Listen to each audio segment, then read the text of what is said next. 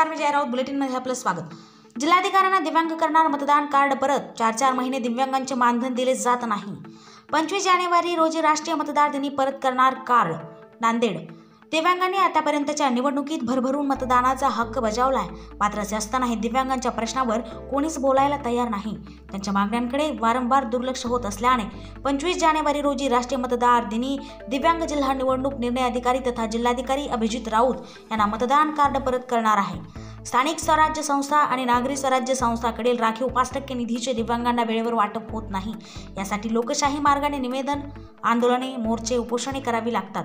मात्र तरी सुद्धा निधी दिव्यांगांवर खर्च केला जात नाही.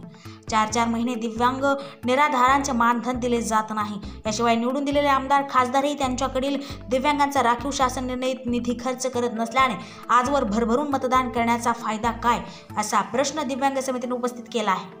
त्यामुळे बेरोजगार दिव्यांग कल्याण कृती संघर्ष समिती मार्फत आगामी स्थानिक नागरी स्वराज्य संस्थांच्या निवडणुकीवर बहिष्कार टाकून राष्ट्रीय मतदार दिनीच दिव्यांग आपले मतदान कार्ड परत करणार असल्याचे समितीने अध्यक्ष राहुल साळवे यांनी सांगितले.